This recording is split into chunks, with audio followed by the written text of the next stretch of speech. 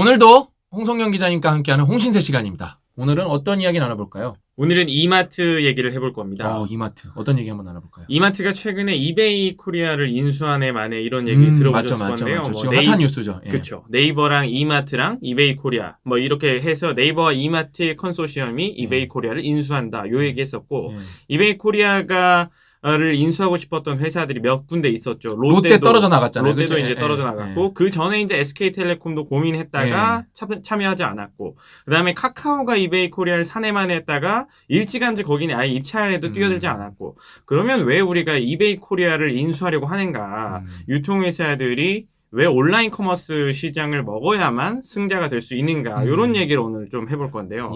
일단 국내 온라인 쇼핑 시장 점유율을 보면 네이버가 1위입니다. 네이버 쇼핑 채널을 명확하게 보유하고 있기 때문에 거기가 이제 18%로 1위고 2위가 쿠팡이에요. 쿠팡이 이제 13 정도고요. 그 다음에 이제 이베이 코리아 지금 인수 대상이 되고 있는 이베이 코리아가 12%였고 생각보다 커요. 사람들이 잘 몰랐거든요. 그렇죠. 진짜. 이베이 코리아는 뭐 옥션, G마켓, 지구가 이제 이베이 코리아인데 근데 이베이 코리아가 전 세계로 봤을 때도 이베이란 회사의 지금 한국 지사가 이베이 코리아인데 이 이베이 코리아가 전 세계 이베이 중에서도 거의 탑2, 탑3 정도로 돈을 벌어들이고 있을 정도로 한국의 이베이 코리아는 그동안에는 알짜 회사였어요. 근데 이제 그 회사가 뭔가 회사 사정에 의해서 이제 매각 대상으로 인수 대상으로 나온 건데 거기에 이제 국내 유통 회사들이 모두 달라붙은 거죠. 말씀드렸던 것처럼 네이버 18, 그다음에 쿠팡이 13, 이베이가 12. 근데 이제 이 이베이를 인수한다고 유일하게 남은 회사가 이마트인데 신세계그룹의 이마트. 신세계그룹에는 쓱닷컴이 있죠.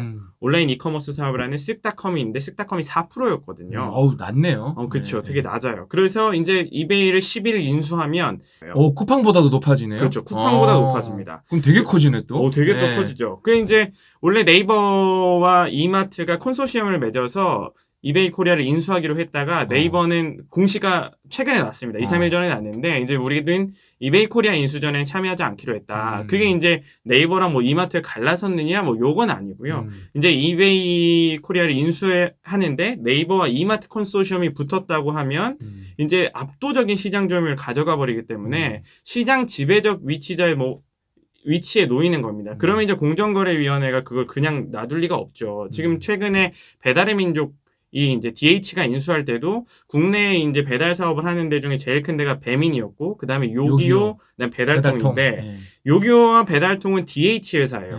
그러니까 딜리버리 히어로, 독일 딜리버리 히어로. 근데 이제 배민과 합병을 해버리면 이 세계에 배민밖에 남지 않는다. DH그룹밖에 독점이다. 남지 않는다. 독점이다. 이런 우려 때문에 결국에 이제 요기요를 매각하면 우리가 너 합병하게 해주겠다. 뭐 이런 식으로 정리가 됐는데 요번에도 약간 그렇습니다. 그러면 이마트는 왜 쓱닷컴을 인수하려고 쓱닷컴 있는데도 이베이 코리아를 인수하려고 하느냐 요걸 봐야 되는데요.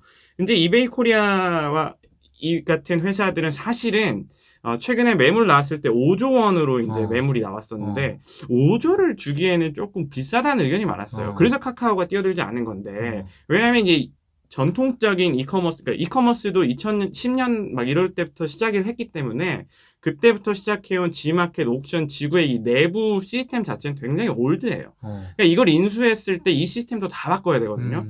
그러면 5조 원이 과연 적정하느냐의 얘기가 나왔고 지금 이마트는 인수가로 4조를 타진했다고 하거든요.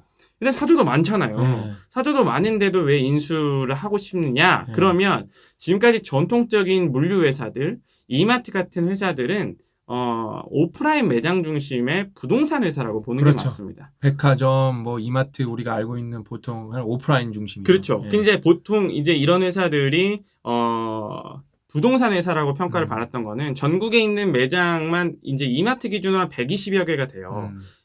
트레이더스, 창고형 할인 매장, 그다음에 할인점, 노브랜드 뭐 이런 것들 다 합치면 한 120여 개가 되는데 지금까지는 좋은 목에다가 매장을 설치한 다음에 매장에서 물건을 팔고 그 매장의 가치가 오르면 그 부동산이 오르니까 그 가치가 오르면 회사의 실적이나 회사의 가치도 덩달아 오르는 구조였어요.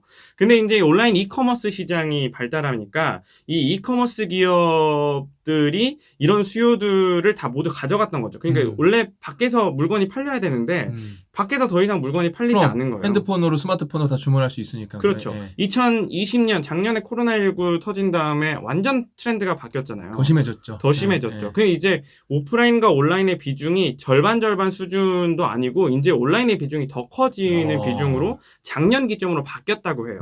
근데 요게 이제 정확한 수치는 아니고 지금 이제 거의 바뀌었다.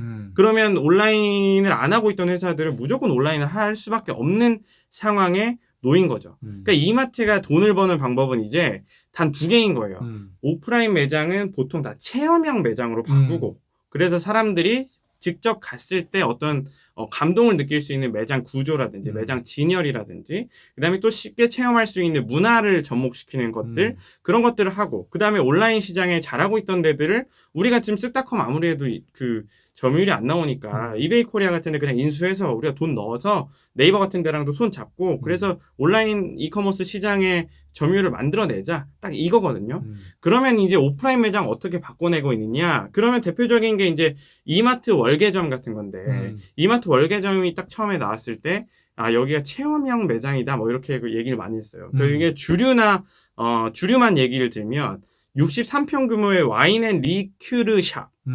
그러니까 리콜 뭐 이렇게 하잖아요. 그 샵을 만날 수 있는데 원산지에 따라서 와인을 진열을 한 다음에 분류를 하고 그다음에 각 와인별 세부 정보들을 빼곡하게 적어놔서 그 와인 시음을 다 해볼 수 있대요. 거기 가면 그냥 가서 와인을 즐길 수 있도록 사람들이 그냥 놀러 가는 느낌으로 진짜로 온라인에서 할 수 없는 거네요. 그렇죠. 네. 온라인에서 그 와인 좋아하는 분들 냄새 맡는 것도 다 중요해요. 와인은 향이니까. 근데 그런 것들을 다 해놨고 그다음에 대형 맥주 냉장고도 한쪽에 벽면에 이렇게 쫙 설치했는데 17대의 맥주 냉장고가 있어요. 전 세계 맥주들을 다 들여온 겁니다. 그러니까 그런 것들을 보면서 주류만 했을 때도 그런 체험형 공간으로 이제 이마트가 바꾸고 있는 거죠. 이마트가 코로나19 때는 선방을 했는데 2019년에 전년도에 비해서 영업이익이 거의 60%가 다운됐거든요. 근데 왜 그랬냐? 그때는 이런 체험형 매장이 아니라 일단은 전통적인 방식의 새로운 매장들을 계속 증점하는 형태로만 사업을 이끌어왔어요. 그 대표적인 게 그거예요. 가보셨을 텐데 명동에 삐에로 쇼핑 저는 안 가봤어요. 안 가보셨어요? 그게 이제 돈키호테, 일본의 돈키호테라고 해서 만물이 다 들어있는 자파상을 표방하는 거를 명동에 이제 명동성당 앞에다 만들어놨는데 그냥 일본 돈키호테예요. 근데 이게 이제 정영주 부회장이 가서 여기서 감동을 얻고 한국에 들여온 모델인데 그것도 잘 안 됐죠. 그리고 이제 그런 유사한 출점 방식의 세를 넓혀온 게 안 됐다는 걸 이미 2019년에 깨닫고 전통적인 오프라인 매장들은 무조건 다 정리해. 그중 핵심들만 남아. 그리고 남겨놓은 것들 새로 출점할 때는 정말 체험형 매장으로 해. 그거의 일환이 SSG 랜더스, 쓱 랜더스 우리 야구 사업이잖아요. 야구 사업도 유통과 스포츠를 접목한 건데 SK 와이번스를 그렇게 사야 되느냐? 그러면서 이제 정용진 부회장이 막 썰을 풀잖아요. 막 롯데는 이겨야지 막 이런 분위기가 라이벌 구도 만들고 약간 오프라인 공간을 다 약간 체험할 수 있는 공간으로 바꾸는 것의 일환이에요. 그러니까 뭐 그 SK 경기장 옛날부터 SK 인천 문학야구장 가보면 체험형 공간들이 굉장히 많았습니다. 그 약간 미국식으로 해가지고 핫도그 파는데도 뭔가 남달라 보여요. 근데 그런 곳에다가 이마트의 PB 상품들 다 넣고 그 다음에 또 이마트의 체험형 매장 이마트 월계점 같은 데 넣는 상품들을 야구장 안에도 이게 배치를 한단 말이에요. 그래서 먼저 반응을 테스트베드처럼 할 수 있는 거죠. 왜냐면 이제 야구를 좋아하는 사람들의 이 전통적인 그 나이 드신 분들도 있지만 최근에 야구장을 방문하는 사람들은 2030 세대가 67%라고 해요. 그러니까 되게 많은 사람들이 가기 때문에 이마트에 대한 이미지도 제고시키고 체험형 할인 매장의 첫 번째 테스트베드로 활용하고 그런 용도로 이 경기장을 활용하고 그렇게 하기 때문에 그렇게 하려고 이제 오프라인 공간들을 다 만든 거고 나머지는 이제 이 온라인 이커머스 시장을 장악해야 되는데 그러면 지금 이마트가 어디 회사를 벤치마크하고 있냐? 월마트입니다.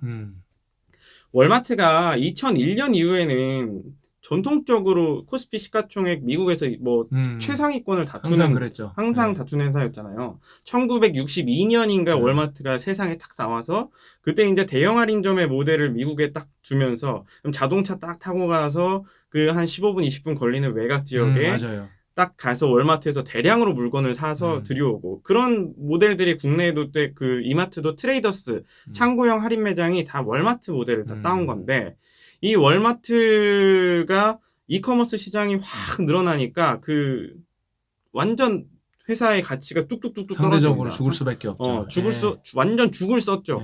그랬는데 언제 모멘텀을 만들어냈냐? 2016년에 이제 Z닷컴이라는 회사를 인수합니다. 2016년에. 이 Z닷컴이라는 회사가 굉장히 그 재미있는 회사인데, 월마트가 이제 33억 달러를 들여요. 그러니까 이제 3조, 우리나라 돈은 3조 6천억 원. 근데 월마트가 이제 온라인 커머스였거든요. 이 온라인 커머스를 인수를 하면서, 엄청난 시너지를 발휘합니다. 그래서 실제로 아마존과 이베이 다음 이커머스 3위까지 올라가거든요. 그래서 이번에 그 기사들 많이 보시면 이마트도 월마트의 전철을 따라서 Z닷컴 인수, 제2의 Z닷컴 인수를 꿈꾼다. 이런 제목으로 막 기사들이 많이 나왔어요. 그래서 아마도 이베이 코리아도 그런 정도의 시너지를 이마트가 기대할 건데 그때 이제 월마트가 어떤 전략을 썼냐면 그 온라인에서는 원래 전통적으로 월마트는 저가의 상품들 위주로 그 많은 사람들에게 값싸고 대량 상품을 제공했기 때문에 온라인 커머스를 하고 있는 Z닷컴은 여기는 완전 프리미엄 상품만 다루는 곳으로 만들려고 한 거예요. 프리미엄 상품이랑 그 값싼 것들도 기본적으로 이제 유통하고 있던 것들은 유통할 수 있게. 그래서 이제 오프라인 매장과 온라인 매장 두 개를 이렇게 엮어가지고 옴니 채널 방식이다. 그래서 옴니 채널 신개념을 보여줬다라고 월마트가 인정받으면서 이커머스 시장, 그 시장 점유율을 막 2, 3위까지 다시 한번 확 올라옵니다. 그런데 이제 지난해에 결국에 Z닷컴의 하나 사업부로 이제 월마트의 사업부로 있었는데 결국 프리미엄 시장을 석권하지 못하고 사업을 종료해요. 그게 또 재밌는 거죠. 이게 영원할 거라고 봤는데 프리미엄 시장을 구축하지 못했다라고 해요. 그래서 이제 여기서 그 새로운 MAU를 만들어내지 못했고 왜냐면 그래도 이제 절반의 성공이긴 한 거죠. 왜냐면 이커머스 시장 점유율을 올렸으니까. 그때 이제 오프라인에서 뭘 했냐? 그러면 월마트가 의료, 미용, 송금을 원톱으로 해결할 수 있는 슈퍼센터 요런 매장들을 만들었어요. 그러니까 그전에도 만들었던 매장들인데 오프라인 매장은 그런 슈퍼센터 매장으로 하나씩 만들어두고 그 다음에 이제 온라인 매장은 프리미엄 서비스를 만들어낸 거죠. 근데 프리미엄 서비스가 사실 잘 안 되긴 했지만 이렇게 다양한 채널, 그러니까 온라인 채널 한 군데에서 다양한 상품군을 만들어야 성공할 수 있다는 걸 월마트에게 인식시키는 계기는 됐죠.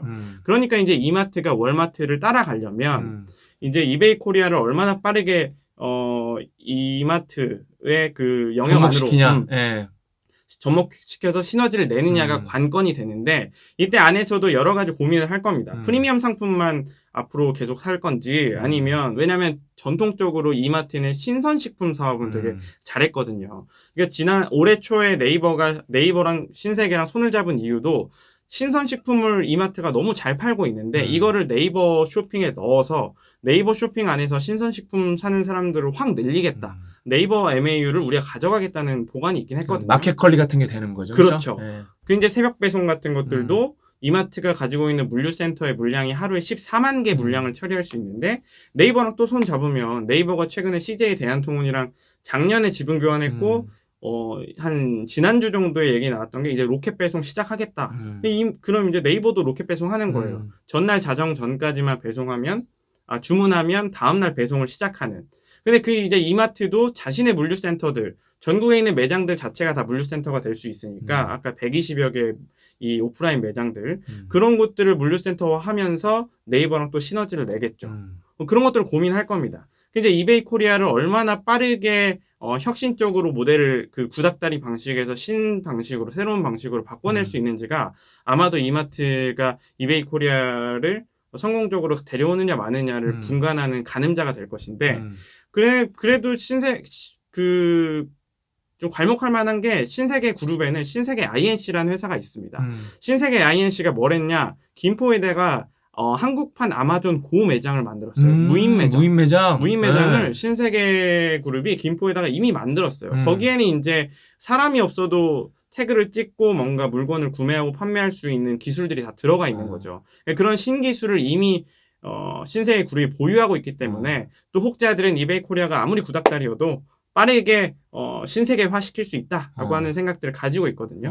그러니까 되게 관전 포인트. 어떻게 얘네가 시너지를 낼까? 앞으로도 계속 봐야 됩니다. 망할 수도 있고 안 망할 수도 있는데 기본적으로는 쿠팡을 이긴 새로운 사업자로 등극하기 때문에 앞으로 온라인 시장에서는 네이버랑도 손잡겠지만 네이버로 한 축으로 하는 시장, 그 다음에 이제 이마트 신세계로 한 축으로 하는 시장, 그 다음에 쿠팡으로 한 축으로 하는 시장, 그리고 올해 또 아마존이 우리나라에 들어오잖아요. SK 손잡고 아마존을 한 축으로 하는 시장. 이 쇼핑은 아무래도 이제 사파전으로 이제 형태로 가는 모습을 띌 겁니다. 이마트가 어떻게 할 것인지 되게 관심이 주목되는 상황이죠.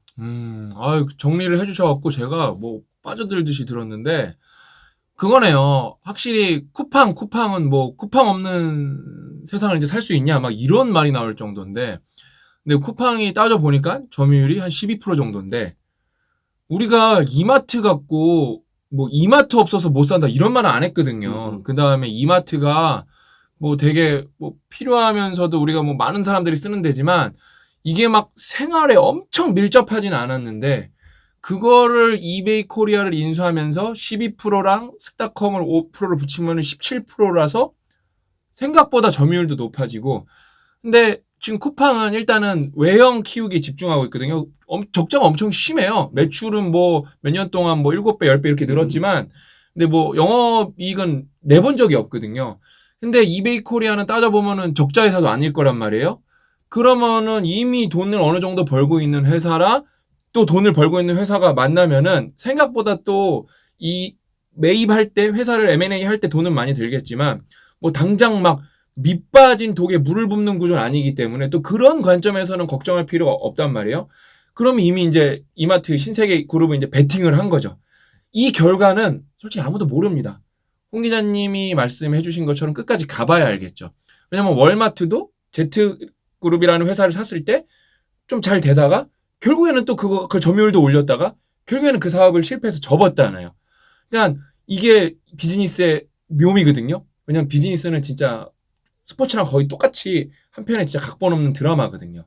그래서 요런 사실들을 알고 이마트 운명 과연 어떻게 될 것인가. 그러면서 정영진 부회장, 용진이 형이 랜더스도 이제 사갖고 SK 와이번스를 이제 자기가 사갖고 운영을 직접 하는데, 그런 것도 다 이렇게 한 맥락으로 가고 있는 거거든요.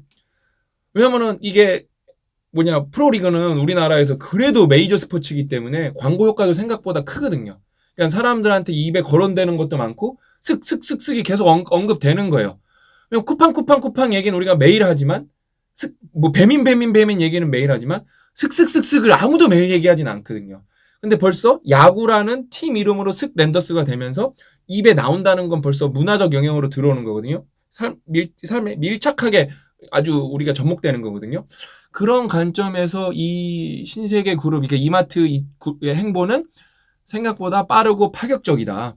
그래서 이거의 미래는 어떻게 될지 모르겠지만 궁금하다. 왜냐면은 경쟁이 치열해야 항상 소비자한테는 이득인 거거든요. 그래서 아마존이랑 쿠팡이랑 네이버랑 네이버랑 이마트를 합쳤더라도 이마트가 이제 만약 이베이를 산다면 합쳐갖고 4명이서 박터지게 싸워서 결국 혜택은 소비자한테 왔으면 좋겠다가 제 개인적으로 오늘 결론입니다. 오늘 너무 얘기를 잘 정리해 주셔갖고 저는 뭐 월마트에 대해서는 옛날에 대충 월마트에서만 알았지만 그런 거 인수했던 얘기, 그 다음에 솔직히 저는 그렇게까지 자세히는 몰랐어요. 이게 월마트 모델을 이런 선례가 있기 때문에 따라간다 이런 건 몰랐었거든요. 오늘 또 그런 새로운 사실을 알게 돼서 저한테는 정말 개인적으로 좋았던 시간이었던 것 같습니다. 오늘 준비해 주셔서 감사하고 저랑 홍 기자님은 또 다음 시간에 더 재밌고 더 알찬 내용으로 여러분을 찾아뵙겠다고 약속드립니다. 오늘 이야기는 여기서 마치도록 하겠습니다. 또 만나요. 안녕.